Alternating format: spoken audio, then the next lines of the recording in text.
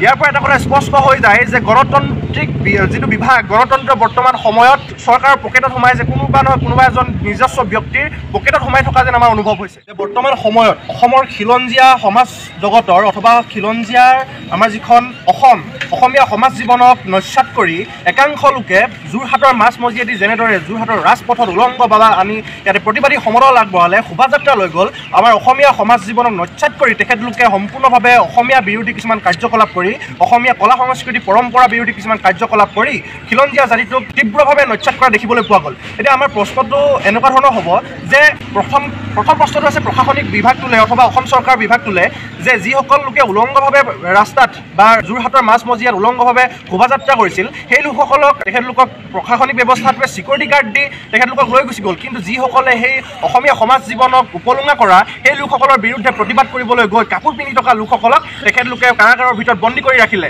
আমাৰ প্ৰশ্নটো হ'ল যে প্ৰশাসনিক বিভাগটো যিসকল লোকে সেই আমাৰ অসমীয়া সমাজৰ জীৱনৰ যি বাতাবৰণ ধ্বংস কৰিছিল তাৰ বিৰুদ্ধে প্ৰতিবাদ কৰা লোকসকলক কি কাৰণত তেখেতলোকে কাৰাগাৰলৈ নিক্ষেপ কৰে তাত আমাৰ প্ৰশ্ন আছে। এতিয়া যদি চাবলৈ যায় কাৰাগাৰলৈ নিক্ষেপ কৰিব লাগিছিল সেই উলংগ লোকসকলক যিয়ে নেকি অসমীয়া সমাজ জীৱনক এক বাতাবৰণ যি দূষিত বাতাবৰণ তেখেতলোকে প্ৰতিবেশিত কৰিছিলে সেইসকলক, কিন্তু তেখেতলোকে কাৰাগাৰলৈ নিক্ষেপ কৰিলে সেই কাপোৰ পিন্ধি থকা লোকসকলক। এতিয়া সেই যিসকল লোকে প্ৰশাসনিক বিভাগটোৱে তেখেতলোকক কাৰাগাৰলৈ নিক্ষেপ কৰিলে তেওঁলোকৰ মা ভনী বাই ভনী নাই নেকি যে উলংগভাৱে যদি ৰাজপথত আমাৰ অসমীয়া ৰাজপথত যদি তেখেতলোকে উলংগভাৱে যায় তেতিয়াহ'লে আমাৰ কি লাজ চৰম বোলা বস্তুটো নাই নেকি? আমাৰ মা ভনী বাই ভনী আছে তেখেতলোকৰ নাই নেকি? ইয়াত আমাৰ প্ৰশ্ন আছে। এতিয়া যদি আপোনালোকে চায় আমাৰ বীৰ লাচিত সেনা অসমৰ যোৰহাট জিলা সমিতিৰ 7জনকৈ সৈনিক প্ৰশাসনিক বিভাগটোৱে কাৰাগাৰত বন্দী কৰি ৰাখিছে, তাকো ভুৱা গোচৰত। এয়া অতিকৈ ধিক্কাৰজনক আৰু অতিকৈ লজ্জাজনক কথা।